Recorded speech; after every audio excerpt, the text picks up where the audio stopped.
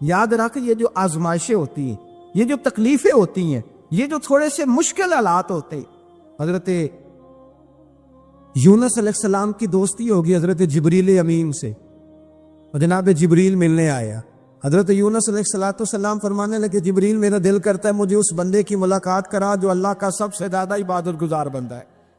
حضرت جبریل امین لے گئے دور دور فلسطین کے علاقے میں، اور لے جا کر ایک بندے سے ملاقات کرائی جس کی دونوں آنکھیں بھی کوئی نہیں تھی، دونوں بازو بھی کوئی نہیں، دونوں پیر بھی کوئی نہیں، اور اس بندے کی زبان پر لفظ بڑا کیا جاری تھے، یا اللہ تیرا شکر ہے، اے اللہ تیرا شکر ہے، شکر کر رہا تھا۔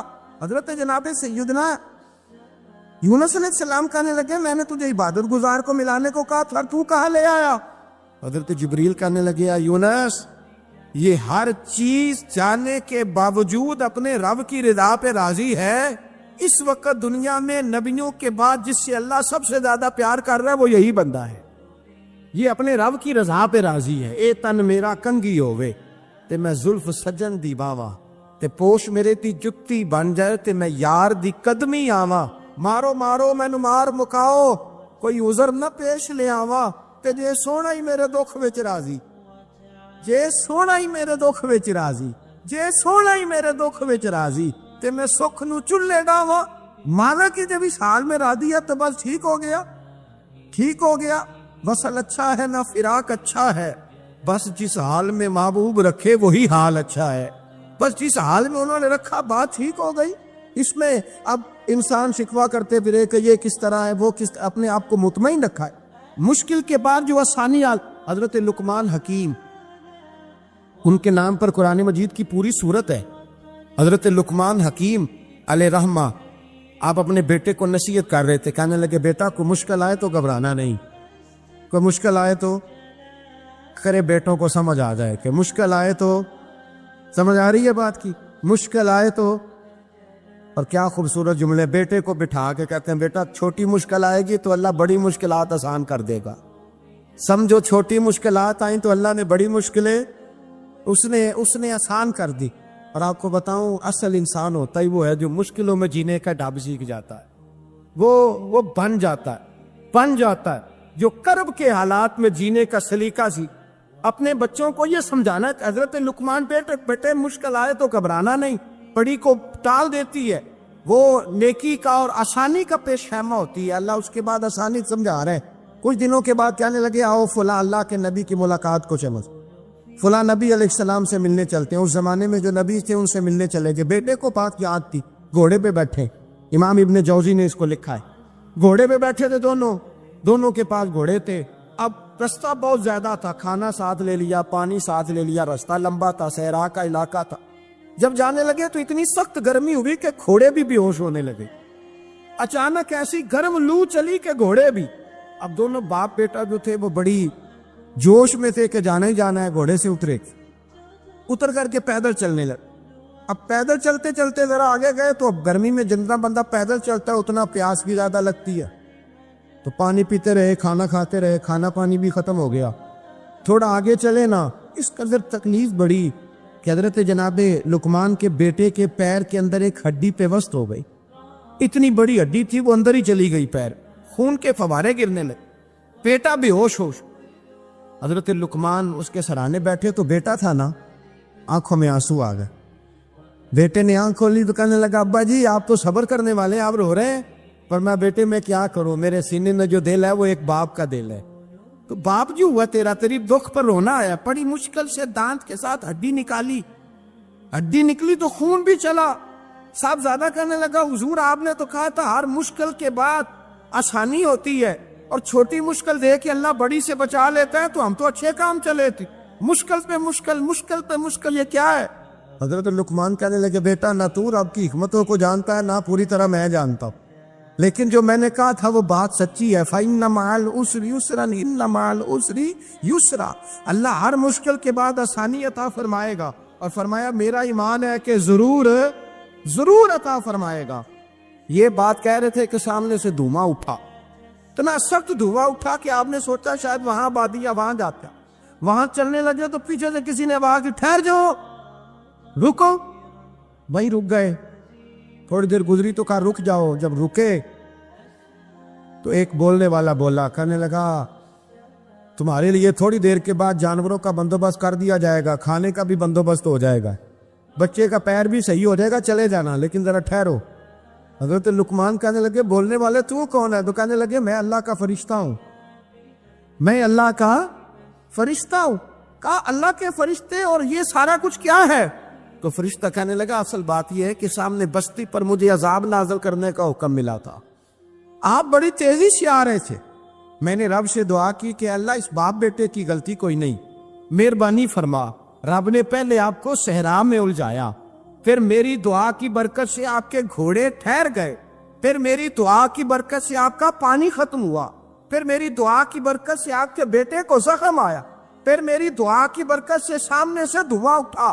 فرمایا یہ جو تمہیں مشکل پہ مشکل آ رہی تھی, یہ تو میرا رب تمہیں عذاب سے بچانا چاہ رہا تھا. یہ جو تمہیں مشکل پر مشکل آ رہی تھی تو میرا مالک تمہیں عذاب سے بچا رہا, تم سمجھ نہیں رہے تھے. حضرت لقمان نے بیٹے کی طرف دیکھا تو بیٹے کہنے لگے ابا جی بات بالکل سچی ہے, افضل الذکر لا الہ الا لا الہ الا, اور پھر پڑھنے لگے حسبنا اللہ و نعم الوکیل نعم المولا و نعم النصیر. یہ ورد ہونے لگا. بھائی جب تجھے مشکل آتی ہے, آزمائش آتی, تو اس وقت سمجھتا ہے پتہ نہیں میرے ساتھ کیا بننے لگا ہے. اللہ تبارک و تعالیٰ چھوٹی مشکل دے کے تجھے بڑی سے محفوظ رکھتا ہے, چھوٹی بیماری دے کے تجھے بڑی سے محفوظ رکھتا ہے. بلکہ میں ایک دفعہ تکلیف میں, ایک آزمائش میں مبتلا ہو گیا, تو میں نے اپنے حضرت سے کہا کہ حضور سارے دکھ کٹے ہی آ گئے, کیا کیا جائے؟ تو آپ فرمانے لگے بڑے خوش نصیب ہو, جوانی میں اللہ نے دکھ دے دیے, بڑھاپے میں آئے تو برداشت نہیں ہوتے. یہ تو بڑے وقت پہ آ گئے, شکر ادا کرنا چاہیے, اس زمانے میں برداشت نہیں ہوتے. اب آسانی ہے, ان کو برداشت کرو, ہمت کرو.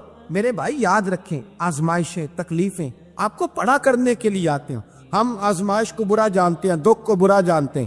دکھ تو بڑے پیارے ہوتے ہیں, یہ رونے کا سلیقہ سکھاتے ہیں, یہ اللہ کو منانے کا طریقہ سکھاتے ہیں, یہ مسجد میں جانے کا. وہ جو سکھی بندہ ہے نا, سکھی, مجھے ایک صاحب کہنے لگے 2 قسم کے لوگ مدینے سے آتے, مدینہ شریف پوچھنے لگے, کہنے لگے حضرت جی 2 قسم کے بندے ہیں, کچھ واپس جاتے ہوئے تڑپ رہے ہیں, کچھ تصویریں کھینچ رہے ہیں رخصتی کے وقت, فرق کیا ہے؟ تو میں نے کہا وہ جو تصویریں کھینچ رہا ہے وہ امیر آدمی ہے, اسے پتا ہے کہ میں پھر ٹکٹ لے لوں گا, مہینے کے بعد پھر آ جاؤں گا. اور یہ مدینہ چھوڑتے ہوئے تڑپ رہا ہے, یہ کوئی غریب ہے, یہ کہہ رہا ہے پتہ نہیں دوبارہ موقع ملے کہ نہ ملے. یہ دکھی ہے, یہ آزمائش. دکھی سکھی بندہ تو مکے جا کے نہیں روتا, وہاں بھی کھڑا ہے, ڈٹ کے کھڑا ہے. دکھی کوئی نہیں تو روئے کیسے, روئے کیسے؟ دکھیے دی گل دکھیا ہی جانے, دکھیے دی گل. او کیا خوبصورت لفظ ہے میاں صاحب کی, اور لفظوں میں حسن دے کے کہنے لگے دکھیے دی گل, اے دکھیا ہی جانے تے سکھیے نو کی خبراں, تے یار جنہاں دے موت نے مارے روندے نہیں تک تک قبراں. یہ مشکل مرحلہ ہوتا ہے, جب انسان تکلیف پہ ہوتا ہے پھر اسے احساس ہوتا ہے, اور تکلیف والے کو ہی تکلیف والے کی تکلیف کا احساس ہوتا ہے. جب آپ کو اللہ مشکل دیتا ہے تو سمجھ لے رب آسانی دینا چاہ رہا, جب تیز دھوپ آتی ہے تو سمجھ لے اللہ گرم ہوا گزار کے ٹھنڈی بارش برسانا چاہ رہا, اور جب چاروں طرف سے گھٹن ہو, پنجابی میں کہتے ہیں گما لگ جائے, تو پھر سارے بول کے کہتے ہیں اب جو طوفان آئے گا وہ سخت ہی آئے.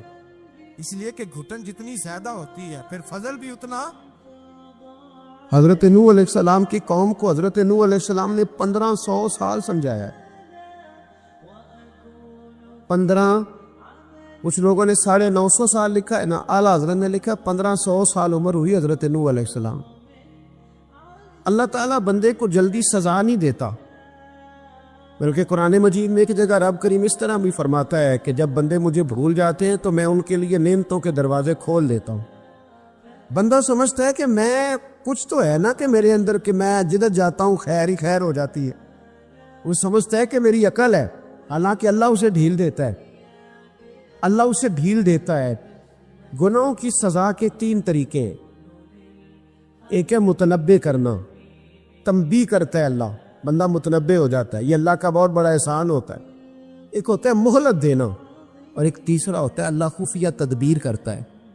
تھوڑا سا سمجھیے گا, انسان پر کوئی آزمائش آئی, فوراً اس کی چھٹی اس نے کہا کہ وہ فلاں جگہ غلطی کی تھی تب ایسا ہوا ہے. ہوتا ہے نا کئی دفعہ آواز آتی ہے نا اندر سے، چلیں بول دے، کچھ نہیں ہوتا آپ کو. اللہ جانتا ہے یہاں کوئی کچھ نہیں کہے گا آپ کو، اور ہماری تو ویڈیو بھی نہیں گھومتی، یعنی خبر بھی نہیں ہو کہ کس نے ہاں کر دی کس نے نہ کر دی. آپ بغیر ٹینشن کے بات چیت کریں، آج کچھ نہیں ہوتا انشاءاللہ تعالی. آتی ہے اندر سے آواز. میں آپ سے اس لیے ان چیزوں کی تصدیق کراتا ہوں کہ باقیوں کو بھی آتی ہے کہ نہیں، اس لیے تصدیق. کبھی کوئی کسی جگہ انسان پریشان ہوتا ہے تو محسوس کرتا ہے کہ وہاں مجھ سے ہوتا ہے نا جی، جس کو یہ نصیب ہو جائے بڑا خوش نصیب آدمی ہے. حضرت مولا علی فرماتے ہیں اگر تجھے دنیا میں سزا مل گئی تو بچ گیا ہے، سمجھ پھر اللہ کرم کرے گا، آخرت میں سزا نہیں دے گا. اور یہ یاد رکھ لے، وما اصابکم من مصیبت فبما کسبت ایدیکم ویعفو عن کثیر. اللہ فرماتے ہیں دنیا میں تجھے جو بھی تکلیف پہنچتی ہے وہ تیرے ہاتھوں کے کرتوتوں کی وجہ سے پہنچتی. ویعفو عن کثیر، فرمایا کثیر گناہ تو میں ویسے ہی معاف کر دیتا ہوں. یہ جو تیری زندگی میں دکھ ہے نا، یہ بھی میری قلیل سزائیں ہیں. یہ کثیر پر سزا، یہ قلیل ہے، قلیل یہ جو تمہاری زندگی میں تکلیف ہے. انسان کو سزا ملتی. حضرت فضیل بن عیاض رحمۃ اللہ تعالی علیہ گھوڑے پہ بیٹھے تھے، گھوڑا شرارت کرنے لگ گیا، اچھلنے لگ گیا، کودنے لگ گیا. تو حضرت فضیل بن عیاض نیچے اترے، ایک کونے میں جا کے نماز کی نیت باندھ لی، 2 رکعت نماز پڑھی، پھر دیر تک استغفار پڑھتے رہے، روتے رہے، دعا کرتے رہے. واپس آئے، خادم عرض کرنے لگے حضور سمجھ نہیں آئی، گھوڑے نے تھوڑی سی شرارت کی، وہ بدکا ہے، آپ نے اس کو چھوڑا ہے اور چھوڑ کر کے آپ نماز میں لگ گئے. تو حضرت فضیل بن عیاض فرمانے لگے جب بندہ اللہ کی نافرمانی کرتا ہے نا تو جو چیزیں اس کی فرما بردار ہوتی ہیں وہ اس کی نافرمانی کرنے لگ جاتی. تو مجھے محسوس ہوا تھا کہ میں نے کہیں اللہ کی نافرمانی کی ہے، اس لیے ایسا ہوا ہے کہ میرے گھوڑے نے میری، تو میں توبہ کرنے لگا ہوں. اور اب دیکھتا ہوں بیٹھ کے بھلا کیا ہوتا ہے. میں نے سچی توبہ، حالانکہ مجھے یاد نہیں کہ میں کہاں بولا، پر کھری اور سچی توبہ کی. دوبارہ گھوڑے پہ بیٹھے تو گھوڑا بالکل صحیح ہو کے ساتھ چلنے لگ گیا. میرے بھائی جب یہ تنبیہ ہے اللہ کی طرف سے، یہ متنبہ کیا جاتا ہے کہ تو بال آ جا. بہت ساری جگہوں پہ انسان کو وقتی طور پر اگر سزا مل جائے، نبی پاک علیہ السلام کی خدمت میں ایک صحابی آئے، بات مضبوط کر دوں، واقعہ سنایا ہے نا تو کچھ لوگ سمجھتے ہیں کہ یہ واقعہ ہے، تو میں ایک حدیث پاک امام وحکی کی لکھی ہوئی عرض کرتا ہوں. نبی پاک علیہ السلام کے ایک صحابی آئے اور ان کا سر پھٹا ہوا تھا، خون بہ رہا تھا. سرکار نے فرمایا کیا ہوا؟ عرض کی حضور ایک عورت جا رہی تھی، میری نظر پڑی، ابھی نظر پڑی ہے کہ میرے آگے ستون آ گیا تو میرے سر پہ لگ گیا. نبی پاک صلی اللہ علیہ وسلم نے فرمایا تیرے لیے خوشخبری ہے، اگر دنیا میں تیری غلطی کی تجھے سزا ملی ہے تو پھر رب تجھے قیامت میں سزا نہیں دے گا. پھر اللہ قیامت میں سزا، بعض گناہ ایسے ہیں جن کی یہاں بھی سزا ملے گی اور وہاں بھی ملے، لیکن میرے بھائی پہلی بات یہ ہے کہ اللہ تعالیٰ اس غلطی کی یہی سزا دے لے، اور دعا فرمائے اللہ تبارک و تعالیٰ یہاں بھی معافی عطا فرمائے، وہاں بھی معافی عطا فرمائے، اللہ درگزر ہی فرمائے. لیکن میرے بھائی ایک تو یہ سزا، ایک سزا یہ ہوتی ہے کہ انسان جب گناہ کرنے لگتا ہے تو اللہ نعمتوں کے دروازے کھولتا ہے، مہلت دیتا ہے. 500 سال تک فرعون کو مہلت دی. کتنے؟ یہاں جو 5 سال حکومت کر لیتا ہے وہ کہتا ہے سب سے قابل میں ہی ہوں، مجھے مہلت جو ملی ہوئی ہے. 500 سال مہلت دی اللہ تعالیٰ نے. اور فرعون کی قوم پر پتہ عذاب کس طرح کیا آئے تھے؟ ٹڈیاں مسلط کر دی اللہ نے. یہ بھومتی نہیں چھوٹی سی، ہم اپنی زبان میں اس کو کچھ لوگ مختلف ناموں سے یاد کرتے ہیں، کوئی مکڑی کہتا ہے، کوئی کچھ کہتا ہے. مسلط کر دی، جاتی نہیں. ان پر بنی اسرائیل کے ان مقابل جو فرعون کی قوم تھی ان پر الزام اس طرح کا عذاب آیا کہ مینڈک مسلط کر دی اللہ تعالیٰ. برتن کھولتے تھے اندر مینڈک نکلتا تھا، دنیا کی ہر دوائی استعمال کرتے تھے لیکن مینڈک نکل آتا تھا. تھوڑا سا سمجھا کریں چیزوں کو. ہمارے رنگ نہیں زیادہ گورے کہ ہم پر عذاب نہیں آتا. کوئی بہت زیادہ اللہ تعالیٰ معاف فرمائے دولت نہیں جمع کرا بیٹھے شاہی خزانے میں کہ ہم سے پوچھا نہیں جائے. یہ مہلت ہے، مہلت کو مہلت سمجھو. پھر جب پکڑ آتی ہے نا اللہ کریم کی، میں نے دیکھا ہے کروڑوں روپیہ، 6 اولادیں، ایک شخص کے بچے باہر سے آ رہے تھے، وہ بندہ بیمار تھا. مجھے کہنے لگا حضرت جی دعا کریں میں ان کے آنے سے پہلے مر جاؤں ورنہ آ کے مجھے مار دیں گے. دعا کریں. اتنی بے سکونی، کروڑوں روپیہ پڑا ہے تو یہ عذاب نہیں؟ کوئی ضروری ہے کہ پتھر ہی برسیں گے تو سمجھ آئے گی؟ یہ جو سگا بیٹا بوڑھے باپ کے قریب سے گزر جاتا ہے، سلام نہیں لیتا، تو اس کو عذاب نہیں سمجھتے؟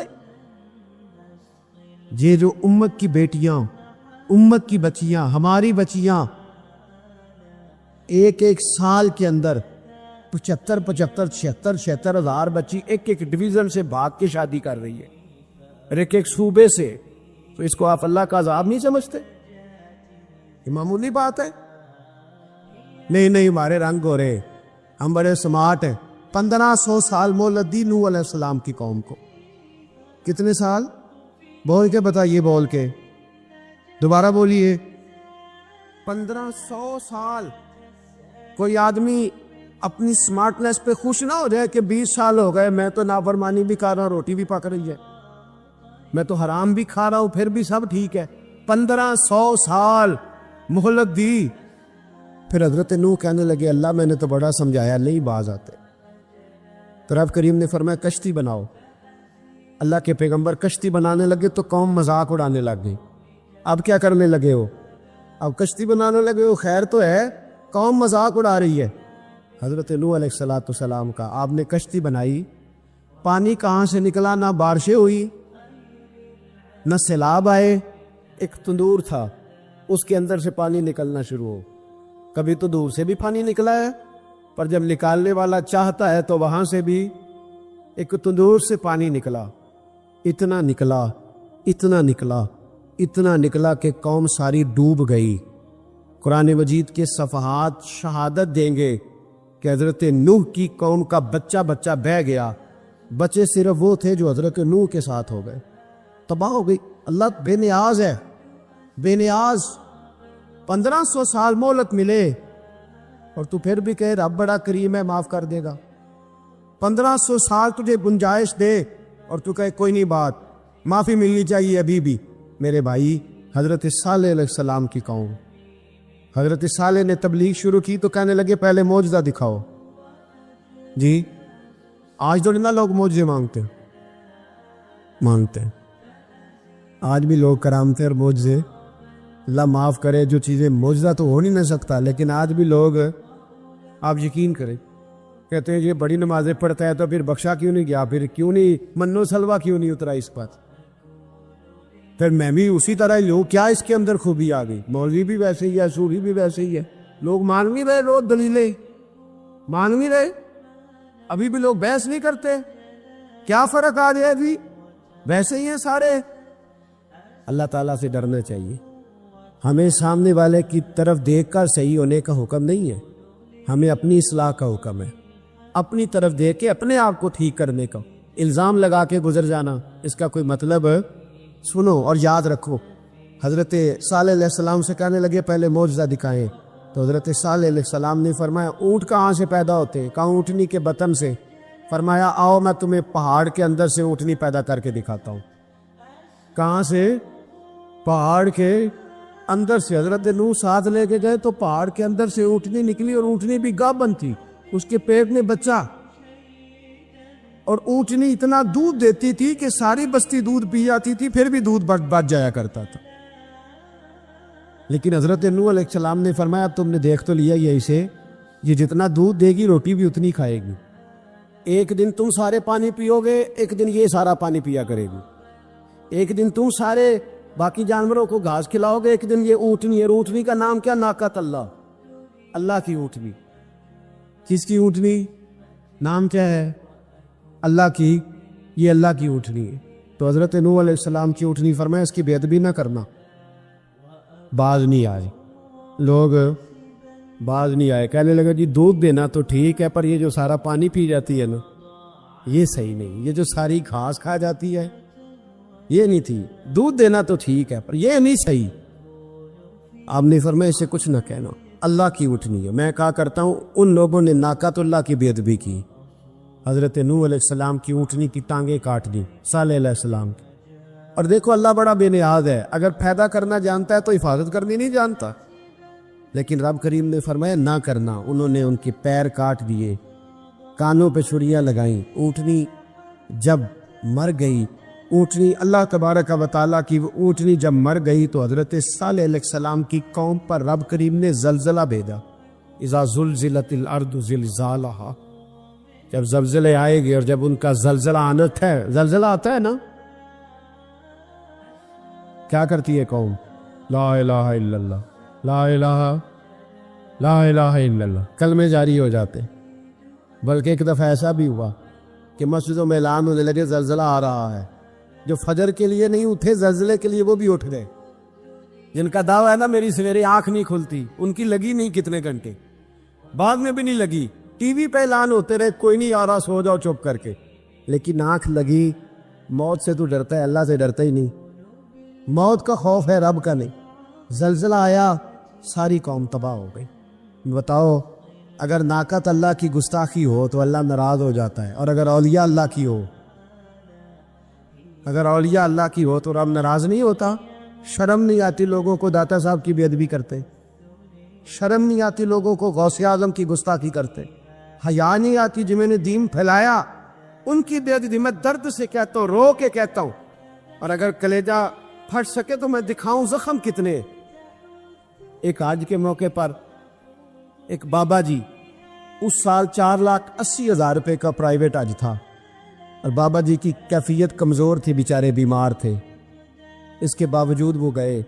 بوڑھے آدمی، جا کے بیٹھیے، بزرگ، اور کتنی مشکل ہے وہاں، مینا، مزدلفہ، عرفات، طواف زیارت، کتنا مشکل کام ہے طواف زیارت کرنا، طواف وداع کرنا، کس کٹھن سے حج کیا، بڑھاپے میں پیسے بھی لگائے۔ اور جب وہ روضہ رسول پہ گئے صلی اللہ، اور انہوں نے جا کے نبی پاک صلی اللہ علیہ وسلم کے روضے کی طرف منہ کر کے درود شریف پڑھا تو ایک ملا نے اٹھ کے کہہ دیا تو مشرک ہے۔ تو میری روح کانپی، میں نے کہا تجھے شرم نہیں آئی، حیا نہیں آئی؟ اس کی عمر دیکھ، کس بڑھاپے میں کہاں سے چلا، کہاں آیا۔ یہ مشرک ہوتا تو کسی مندر میں جاتا، یہ مشرک ہوتا تو کسی گرجے میں جاتا، یہ مشرک نہیں، یہ مومن ہے۔ اور یہ وہ والا مومن ہے جس کے سینے میں دل جب دھڑکتا ہے تو خالی دھڑکتا نہیں، ساتھ وہ محمد عربی پہ درود و سلام بھی پڑھتا ہے۔ شرم نہیں آتی لوگوں کو؟ اتنی بڑی گستاخی کرتے، جو روزہ رسول پہ آیا مشرک ہے۔ میں نے تو ایک مولوی کو صاف صاف کہا تھا، میں نے کہا اگر میں مشرک ہوں تو نکالو، مشرک کا داخلہ تو یہاں ویسے ہی منع ہے۔ شرم نہیں آتی؟ اپنی زبان کے پاس کرو کچھ۔ اتنا ظلم، اتنی بڑی فرقہ واریت امت میں، اتنا امت کو تقسیم کرتے ہو، تمہیں شرم نہیں آتی؟ جہاں سے اتحاد کا پیغام دینا چاہیے وہاں سے تم لوگوں کو فرقے کا پیغام دیتے، ایک مقصود فرقے کی تبلیغ کرتے ہو۔ خدا را، تو میں کہہ رہا ہوں ناقت اللہ کی بے ادبی پہ عذاب آتا ہے، تو اولیاء اللہ کی بے ادبی پہ نہیں آتا؟ داتا صاحب ساری زندگی تبلیغ کرتے رہے، ایک آدمی نے اٹھ کے کہہ دیا جناب وہ تو شرک کا اڈا ہے، تو رب کریم ناراض نہیں ہوتا ان باتوں سے؟ ہمیں خیال کرنا چاہیے، اللہ سے ڈرنا چاہیے، ان چیزوں سے عذاب آتا اور آ رہا ہے، اللہ تعالیٰ ہمیں محفوظ فرمائے۔ اللہ ہمیں اس سے، قوم لوط پہ بھی عذاب آیا۔ ہم جنس پرستی، مرد مردوں سے بدکاری کرتے، حضرت نوح نے سمجھایا کہ یہ کام درست فطرت کے خلاف ہے، یہ کام درست نہیں۔ جب انسان یہ کام کرتا ہے تو زمین اور آسمان کانپتے ہیں۔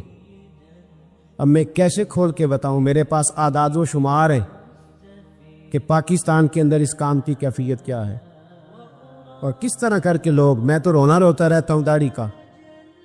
لوگ کئی دفعہ کہتے ہیں حضرت صاحب پہلے بھی آئے تھے تو داڑھی کی بات، پھر بھی آئے تو داڑھی کی بات، تو میں رونا روتا ہوں۔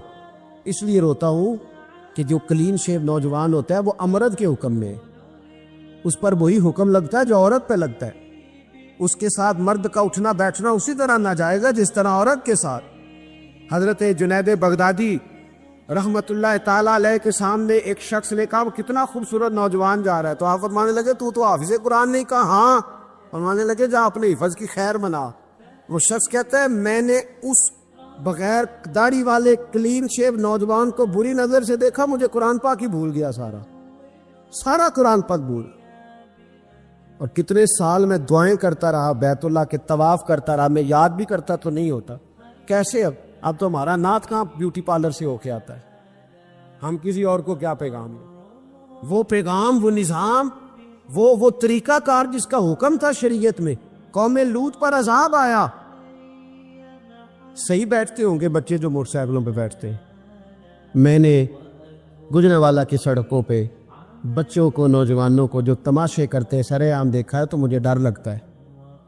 اور کوئی روکنے والا نہیں، شغل ہو رہا ہے، ہنس رہا ہے، اور سامنے عورتیں بھی ہے، سب ہو رہا ہے. کتنی تکلیف کی بات. حضرت نوح کی قوم یہ کام کرتی تھی، قرآن پاک نے بیان کیا ہے.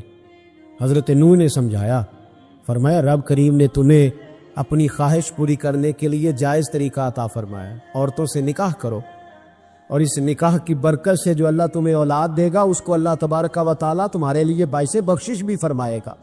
لیکن جب قوم نہ مانی تو جو قوم لوط کا عمل کرے اس کا علاج قرآن نے بیان فرمایا کہ آسمان سے پتھر برسیں گے. پھر پتھر برسے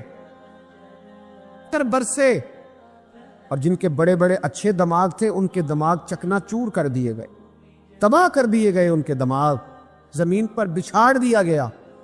اللہ مہلت دیتا ہے، لیکن اس کا مطلب یہ نہیں کہ انسان توبہ ہی نہ کرے. حضرت شعیب علیہ السلام کی قوم پر بھی عذاب آیا، اس لیے کہ بددیانتی کرتی تھی، ناب تول میں کمی کرتی تھی. میں نے کہا تھا شب قدر کی رات کہ یہ کوئی تماشا ہے کہ شب رات آئی تو ساری رات روتے رہے، یا اللہ معاف کر دے، یا اللہ معاف کر دے، رو رو کے چیخے مار مار روئے.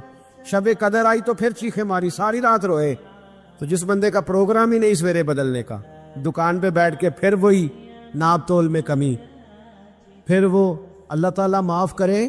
میں ایک مضمون پڑھ رہا تھا تو وہ فوڈ کے اسپیشل لوگ تمہیں لکھا تھا مہربانی کرو ملاوٹ ہی اچھی چیز کی کر لو. مرچ میں کیری تو نہ ملاؤ اینٹوں کی، وہ تو بیمار کرتی ہے، وہ تو خون کی آنتوں کو روک دیتی ہے. وہ کہنے لگا، اور وہ کہتا ہے میں تمہیں بتاتا ہوں کون کون سی چیز ملائی جا سکتی ہے، وہ ملا لو. خدا را اس قوم پہ رحم کرو، مہربانی. ایک دوست ہیں ہمارے، میں وزیر آباد میں ان کے گھر بیٹھا تھا تو ایک میڈیکل، میرا کسی شخص پہ اعتراض کرنے کا میں مجموعی بات کرتا ہوں. میں ایسے ڈاکٹروں کو جانتا ہوں جو اللہ تعالیٰ فضل کرے سچ مچ کے نیک ہیں، اچھے لوگ.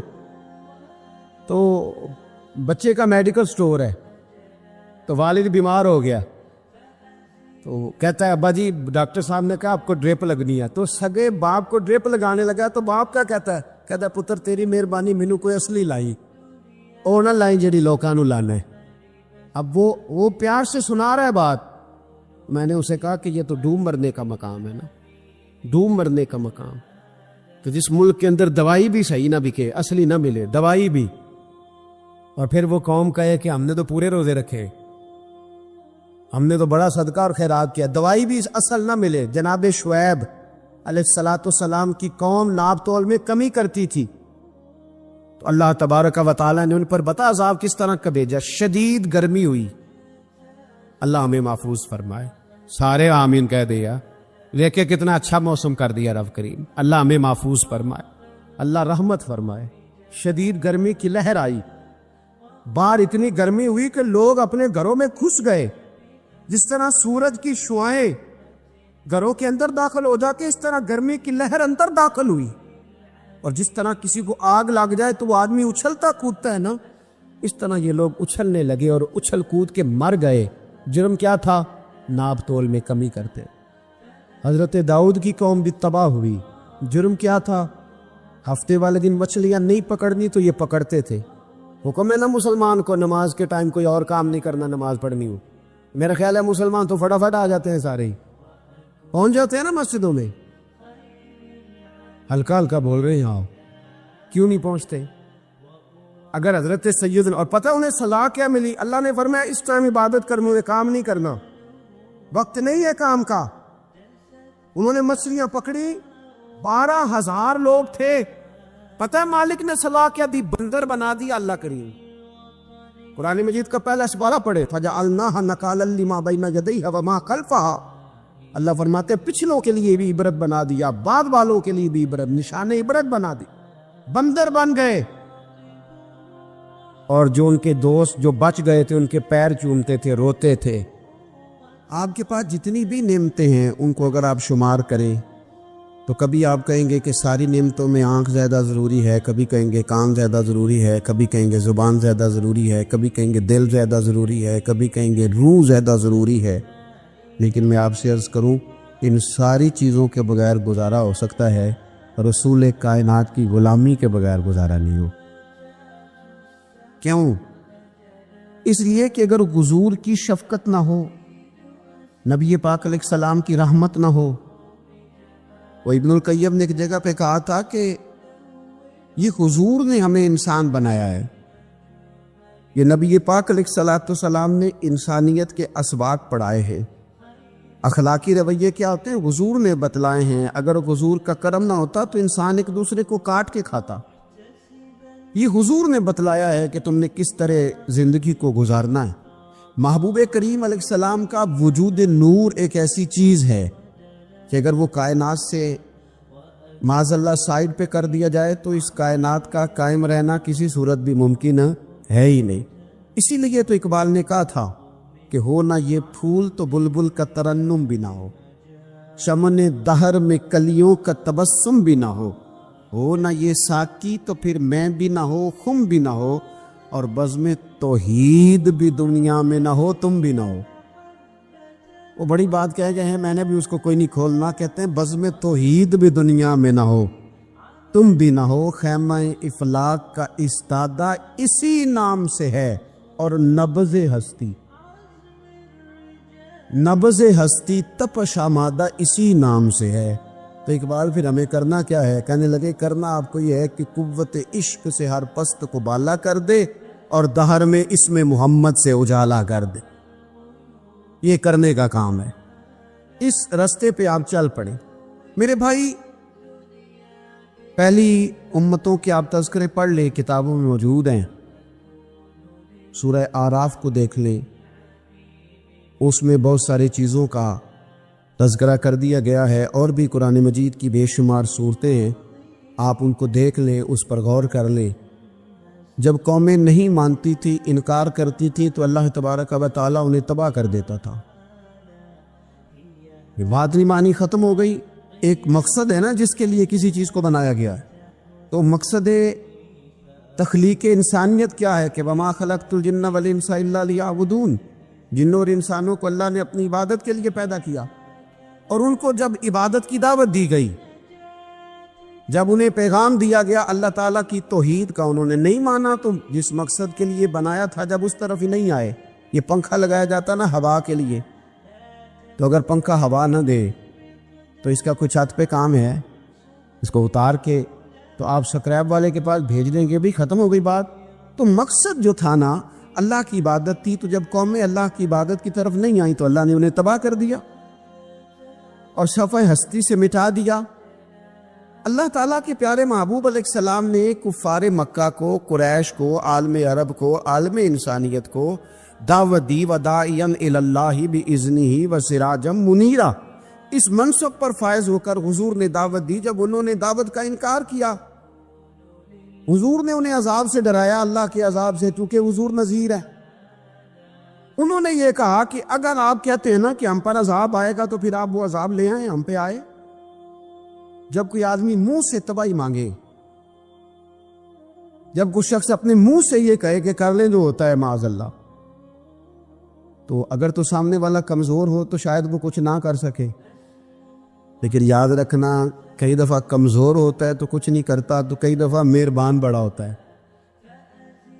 رحمان اور رحیم کئی دفعہ کرم نوازی کرتا ہے. جب انہوں نے کہا نا کہ لائیں وہ عذاب ہے محبوب جس کا آپ وعدہ کرتے ہیں، تو اللہ نے کیا فرمایا؟ فرمایا وما کان اللہ لیعذبہم وانت فیہم. محبوب رب کی یہ شان ہی نہیں کہ انہیں عذاب دے. کیوں؟ اس لیے کہ آپ ان کے درمیان موجود ہیں. اے محبوب علیہ السلام، اللہ کی یہ شان نہیں کہ انہیں عذاب دے اس حال میں کہ آپ ان کے درمیان موجود ہیں. آپ میری بات کو سمجھیں گے، غور کریں گے کہ کافروں کے درمیان اگر حضور موجود ہوں تو عذاب نہیں آتا، تو قیامت میں جب حضور مومنوں کے بیچ موجود ہوں گے، میں جو کہہ لینے دو نا کہ اساں جہاں گناہیاں دا جدوں اعمال نامہ فرول ہوئے، پھر ذرے ذرے نے سامنے آ جانا ہے، جو جو منہ تھی بولیا بول ہوئے. اساں بھی کول حضور دے بیٹھ رہنا ہے، لکھ عمل ترکڑی تول ہوے او دے کولوں بھی رب نے حساب لینا ہے جیڑا بیٹھا ہی محمد دے کول صلی اللہ تعالی علیہ وسلم، او دے کولوں بھی رب نے حساب لینا ہے جیڑا بیٹھا ہی محمد دے کول ہوے، جس کو کہتے ہیں قیامت حشر، جس کا نام ہے، جس کو کہتے ہیں قیامت حشر، جس کا نام ہے۔ تیرے دیوانوں کے لیے وہ دن تو جشن عام ہے، زیارت ہوگی نا حضور کی، تیرے دیوانوں کے لیے وہ دن تو جشن ہے۔ اور ایک شاعر نے اور بات کھول دی، کہنے لگا ہر نظر کانپ اٹھے گی محشر کے دن، خوف سے ہر کلیجہ دہل جائے گا۔ اچھا جی پھر کیا ہوگا؟ ہر نظر کانپ اٹھے گی محشر کے دن، آنکھیں پھڑ پھڑائیں گی، کانپیں گی اور کلیجے پھٹیں گے۔ منظر ہی ایسا ہوگا، انسان اپنے پسینے میں ڈبکیاں کھا رہا ہے، حساب کا وقت آ گیا ہے اور سورج سوا نیزے پہ ہے، زمین دھڑک رہی ہے، تو کہنے لگے ہر نظر کانپ اٹھے گی محشر کے دن، خوف سے ہر کلیجہ دہل جائے گا۔ پھر اوڑھ کر کالی کملی وہ آ جائیں گے، پھر اوڑھ کر کالی کملی وہ آ جائیں گے، پھر اوڑھ کر کالی کملی وہ آ جائیں گے، ہر نظر کانپ اٹھے گی محشر کے دن، خوف سے ہر کلیجہ دہل جائے گا، پھر اوڑھ کر کالی کملی وہ آ جائیں گے، سارے محشر کا نقشہ بدل جائے۔ میرے عزیز، حضور کے بغیر گزارا، نبی کریم کے بغیر کوئی چارہ، ہمارا کوئی سہارا ہی نہیں حضور کے بغیر، ہم کدھر جائیں سوائے محبوب کے۔ اس لیے نا صحابہ اس بات پر مطلع ہو گئے تھے، وہ نا بڑی بڑی دھیمی دھیمی باتیں پوچھتے رہتے تھے، اطلاع مل گئی تھی نا کہ اصل کرنا کیا ہے۔ تو جو رازدار لوگ ہوتے ہیں نا، وہ پھر دھیمے دھیمے راز کی باتیں کرتے ہیں۔ حضرت انس بن مالک حضور کے خادم تھے، اماں نے دے دیا تھا حضور کی بارگاہ میں، کہتے ہیں میں 10 سال مدینے میں حضور کی نوکری کرتا رہا، تو قریب سے دیکھا تھا نا سارا کچھ، بہت ساری احادیث ان سے مروی ہیں، بڑی چیزوں کو دیکھا تھا، تو ہم سیانے ہو گئے، باتیں سمجھ گئے، قریب رہنے والے لوگ تو قربان پچھانن والے ہیں، تو گل جان گئے، گل کھول دے نہیں، تو قریب پہنچ گئے تھے نا، تو سمجھ آ گئی تھی بات کی۔ تو ترمذی میں موجود ہے، ایک دن حضور سے پوچھتے، یا رسول اللہ قیامت والے دن آپ کو کہاں تلاش کروں؟ یعنی حضور علیہ السلام سے پوچھتے ہیں، حضور میں نا قیامت والے دن، بھئی بات تو یہ نا کہ اعمال ٹھیک کیے جائیں، معاملات پر توجہ دی جائے، عبادات کا خیال کیا جائے، جو ہمارے ذمہ ڈیوٹیاں ہیں وہ پوری کی جائیں۔ تو وہ کہتے ہیں حضور وہ قیامت والے دن کہاں تلاش کروں؟ تو حضور نے بھی نہیں فرمایا کہ تو اعمال ٹھیک کر، مجھے ڈھونڈنے کی کیا ضرورت ہے، کہاں ڈھونڈوں؟ تو حضور فرمانے لگے مسکرا کے فرمانے لگے، چونکہ قربان پچھانن والے ہیں، تو اے گل جان گئے، گل کھول دے نہیں۔ حضور علیہ السلام سے کہا یا رسول اللہ میں نہ قیامت والے دن کہاں تلاش کروں؟ تو حضور فرمانے لگے حوض کوثر پہ۔ یا رسول اللہ وہاں کیا ہوگا؟ تو فرمایا امت پیاسی آئے گی تو میں جام بھر بھر کے پلاؤں گا، میں جام بھر بھر کے پلاؤں گا۔ ایسا کی تیری خیر، تیرے میں کدے کی خیر، ایسی پلا کہ جس کا نشہ عمر بھر رہے۔ اور ایک نے کہا تھا کہ طیبہ سے منگائی جاتی ہے، سینوں میں رچائی جاتی ہے، توحید کی میں پیالوں سے نہیں نظروں سے پلائی جاتی۔ حضور صلی اللہ علیہ وسلم نے فرمایا حوض کوثر پہ بھی جام پلائیں گے؟ سیانے بڑے تھے حضرت انس، اور بلا ہمارا کر رہے تھے، یہ حضور سے پوچھ پوچھ کے نا تو ہمیں ایڈریس بتا رہے ہیں، کیونکہ حدیث روایت کر دی نا تو ہمیں ایڈریس سمجھا دیے، پتے بتا دیے کہاں پہنچنا ہے، ساری جگہ سمجھا دی۔ چلیں جدید دور آ گیا ہے، انہوں نے لوکیشن بتا دی کہ کہاں کر کے نا کس جگہ جا کے سٹاپ کرنے کام۔ یا رسول اللہ وہاں ملاقات نہ ہوئی تو حضور نے فرمایا پھر پل صراط پہ آنا۔ یا رسول اللہ وہاں کیا ہوگا؟ فرمایا امت گزر رہی ہوگی اور میں دعائیں مانگ رہا ہوں گا، رب سلم امتی، رب سلم امتی، یا اللہ میری امت کو سلامتی سے گزار دے، تو وہاں آ جانا، میں دعائیں وہاں مل جاؤں گا۔ قربان ٹائم فاضل بریلوی بول پڑے، کہنے لگے خدا کی رضا چاہتے ہیں دو عالم، خدا چاہتا ہے رضائے محمد، اجابت کا جوڑا عنایت کا سہرا دلہن بن کے نکلی دعائے محمد، اجابت نے جھک کر گلے سے لگایا بڑی ناز سے جب دعائے محمد، رضا اب پل سے وجد کرتے گزریے کہ ہے رب سلم دعائے محمد صلی اللہ علیہ۔ تو عرض کی یا رسول اللہ وہاں ملاقات نہ ہوئی تو؟ میں نے کہا وہ ہمیں لوکیشن سمجھا رہے تھے، انہیں تو پتا تھا پہلے ہی، ایک قربان پچھانن والے ہیں تو ایک گل جان گئے گل کھول دے نہیں، تو وہاں نہ ملاقات ہوئی تو حضور نے فرمایا پھر میزان عمل پہ آنا۔ یا رسول اللہ وہاں کیا ہوگا؟ فرمائے امت کے عمل تول رہے ہوں گے اور میں ان کے لیے دعائیں کر رہا ہوں گا۔ میں نہیں جا سکا کبھی بچوں کے ساتھ پیپر دلوانے، استاد کو اجازت نہیں دیتے، کہتے ایگزامینر اور آئے گا کوئی، جس نے پڑھایا ہو اسے اجازت نہیں کہ تو جا۔ ابا جی کو اجازت نہیں ہوتی کہ وہ ایگزامینیشن ہال میں جائے، وہاں تو کوئی اور لوگ آتے ہیں۔ یہ بھی عجیب سبق ہے نا کائنات کا کہ سارے تعلیم و تربیت کے اسباق بھی حضور پڑھائیں، رنگ بھی سارا حضور ہی بتائیں، اور قبر کے سوالات بھی سارے ہمیں حضور بتا دے، اور جب پیپر ہونے لگے تو سرانے میں کھڑے ہو جائیں۔ تو پھر کیا لینا ایک دفعہ پھر کہ وہ دیکھو لو کہ رب نے حساب لینا، جیڑا بیٹھا ہی محمد دیکھو لو، وہ دیکھو لو کہ رب نے حساب لینا۔ میرے عزیز ہمارا گزارا نہیں حضور کے بغیر۔ لوگ اصل میں نا ہمارا مسئلہ نہیں سمجھتے، ہمارا مسئلہ کچھ اور ہے۔ لوگ ہمیں نہ بلا وجہ پریشان کرتے، کبھی جھنڈے سے، کبھی ڈنڈے سے، کبھی جھنڈی سے، کبھی کسی شے سے، کبھی کسی شے سے، کبھی کہتے ہیں وہ نعت اونچی پڑھ لی، کبھی کہتے ہیں سلام اونچا پڑھ لیا، کبھی کہتے ہیں وہ جھنڈیاں لگا دی۔ میں نے کہا آپ کی بات بھی ٹھیک ہے پر ہمارا مسئلہ تو سمجھو نا، ہمارا گزارا نہیں نا بھائی۔ جو کسے دا عاشق ہوئے وہ گل لو سے دیکھو، 100 مکر بہانے کر کے۔ میں پوچھے ہے میاں صاحب نو مزار تے جا کے کہ مکر کرنے ٹھیک نے؟ تو سا کہنا مکر کردا ہے تے حضور ٹھیک نے؟ کہ مینوں لگدا ہے کہ پولا جال دے سے پے کہ سونا راضی کرنا ہوئے تے موڑ ٹھیک نے۔ حضور نے ایک دن کہا تھا، حضرت ابو سعید خدری نے کہا یا رسول اللہ آپ قرآن پاک کی تلاوت کر رہے تھے، قرآن پاک بڑا سونا پڑھتے تھے نا، تو نبی کریم نے سن لیا، اب کیا کریں دلیل دیں گے تو بات مضبوط ہو جائے گی۔ حضور نے سن لیا تو بعد میں فرمایا ابو سعید تو بڑا سونا قرآن پڑھتا ہے، رب کے علاوہ کسی کو دکھا کے عبادت کرنی جائز ہے؟ حضرت ابو سعید خدری کہنے لگے سونا ہے مجھے پتہ نہیں تھا آپ سن رہے ہیں، ورنہ میں نے تو اور بنا بنا کے پڑھنا تھا۔ اب تو مان جاؤ نا، جو کسے دا عاشق ہوئے گل لو سے دی کرد ہے، 100 مکر بہانے کر کے، 100 مکر بہانے کر کے او دئی مرنے مرد ہے۔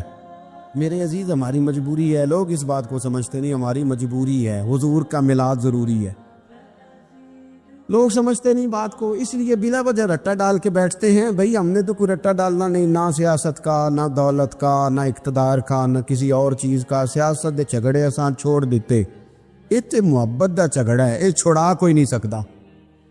تو میرے عزیز ہمارا حضور کے بغیر گزارا، اور نبی پاک علیہ السلام کے بارے میں رب فرماتا والا سوف یعطیک ربک فترضی، محبوب میں آپ کو اتنا دوں گا کہ آپ اپنے رب سے راضی ہو جائیں گے۔ کیا کروں میں؟ اب یہ آیت اتنی شاندار ہے۔ حضرت امام زین العابدین رضی اللہ تعالیٰ عنہ سے کسی بندے نے کہا قرآن پاک میں سب سے زیادہ امید والی آیت کون سی ہے؟ اس کا خیال تھا لا تقنطوا من رحمت اللہ کہیں گے، اللہ کی رحمت سے نا امید نہ ہونا۔ اس نے کہا حضور سب سے امید والی آیت بتائیں۔ وہ کہتا میرے ذہن میں تھا کہ یہ والی آیت پڑھیں گے۔ تو امام زین العابدین رضی اللہ تعالیٰ عنہ فرمانے لگے سب سے امید والی آیت ہے وَلَسَوْفَ يُعْطِيكَ رَبُّكَ فَتَرْضَىٰ، رب کہتا ہے محبوب اتنا دوں گا کہ آپ اپنے رب سے راضی ہو جائیں گے۔ آیت نازل ہو گئی تو حضور پتہ کیا فرماتے ہیں صحابہ سے؟ فرماتے ہیں رب کہتا ہے حبیب تجھے راضی کرنا ہے، اور جب تک میرے سارے غلام جنت میں گئے نہ میں نے اللہ سے راضی ہونا ہی نہیں، میں نہیں راضی ہوتا اللہ سے۔ سارے جائیں گے تو تب تو میں تو کہتا ہی رہوں گا نا قربان پچھانن والے آتا، او گل جان گئے پر گل کھول دے، او گل کھول دے نہیں، پتہ چل گیا بات کا۔ حضور کے بغیر گزارا، حضور کے بغیر کوئی چارہ ہی نہیں۔ اور خود حضور کیا فرماتے، یہ سنن ابن ماجہ ہے، میرے رسول پاک صلی اللہ تعالیٰ علیہ وسلم ارشاد فرماتے، حدیث کے راوی حضرت ابو موسیٰ اشعری رضی اللہ تعالیٰ عنہ، حضور فرماتے کہ اللہ نے مجھے اختیار دیا۔ یا رسول اللہ کس بات کا؟ فرمایا رب نے اختیار دیا، میں چاہوں تو آدھی امت بغیر حساب کے جنت چلی جائے، اور میں چاہوں تو اللہ سے اختیار لے لوں کہ یا اللہ مجھے شفاعت کا حق دے، میں سفارش کرتا جاؤں اور تو انہیں معافی دیتا جائے۔ یہ مجھے اختیار دیا اللہ تعالیٰ نے۔ تو حضور کیا فرماتے ہیں؟ فرماتے ہیں وہ آدھی امت والا سودا نہیں میں نے قبول کیا، میں نے نہ شفاعت لی ہے، کیونکہ یہ عام تر ہے اور یہ کفایت کرنے والی ہے، یہ عام بھی ہے اور کفایت کرنے والی بھی ہے۔ اور حضور نے یہ لفظ کہے، یہ سنن ابن ماجہ کتاب الزہد دیکھیے گا، اس میں روایت مل جائے گی۔ حضور فرماتے ہیں یاد رکھو تمہارا کیا خیال ہے کہ میری یہ شفاعت پرہیزگاروں کے لیے؟ خود جملہ استفہامیہ سے بات کرتے ہیں، تمہارا کیا خیال ہے کہ میری یہ شفاعت جو قیامت میں سفارش کروں گا تو پرہیزگاروں کی کروں گا؟ حضور فرماتے ہیں نہیں، میں قیامت میں گناہ گاروں کی سفارش کروں گا، میں گناہ گاروں کی سفارش کروں گا، گناہ گاروں کے لیے عرض کروں گا اللہ کی بارگاہ میں۔ کچھ دن پہلے میں کہیں پڑھ رہا تھا کسی کا مضمون، اس نے تشبیہ کس طرح کی دی ہے مجھے پتہ نہیں، لیکن لکھ دی بات، کہنے لگے ایک وکیل ہوتا ہے، ایک شفیع ہوتا ہے، ایک وکیل ہوتا ہے، ایک حضور وکیل نہیں ہمارے، حضور ہمارے شفیع ہیں، شفاعت کرنے والے ہیں۔ وکیل یہ کہتا ہے جج صاحب سے کہ یہ جس کا میں وکیل ہوں نا، اس نے نا غلطی کوئی نہیں کی، اسے معاف کر دے۔ وکیل یوں بحث کرتا ہے، کہتا ہے اس نے کیا ہی نہیں، جرم معاف کرے۔ اور جو شفیع ہوتا ہے نا، وہ کہتا ہے مالک اس نے سارے کیے، تو میرے آنے کی لاج رکھ اور اسے معاف کر دے۔ یہ وکیل اور شفیع کا یہ فرق ہوتا ہے کہ شفیع کہتا ہے سوڑیا سارے کیے ہیں، بڑے بڑے پاپ کیے ہیں، پر میں جو آ گیا ہوں تو مہربانی کرنا معافی دے دے۔ میرے عزیز حضور کے بغیر کہیں بھی گزارا نہیں ہے۔ ہم نے نا جب یہ بات سمجھ لی، اور پتہ ہے نبی کریم صلی اللہ علیہ وسلم نے آگے بڑھ کے خود بھی کئی مقامات پر اس بات کو کھول کر مختلف انداز میں بیان کیا۔ حضرت عبداللہ ابن عباس رضی اللہ تعالیٰ عنہ کی روایت آپ دیکھ لیں، یہ آپ کو مستدرک میں ملے گی۔ حضور صلی اللہ علیہ وسلم فرماتے ہیں قیامت کے دن اللہ تعالیٰ انبیاء کے لیے نور کے ممبر بچھائے گا، ہر نبی ممبر پہ بیٹھ جائے گا، ہر پیغمبر علیہ السلام اپنے ممبر پہ جلوہ فروز ہو جائیں گے، ہر پیغمبر۔ لیکن حضور فرماتے ہیں میرا ممبر خالی ہوگا۔ یا رسول اللہ صلی اللہ تعالیٰ علیہ وسلم آپ کا ممبر کیوں خالی ہوگا؟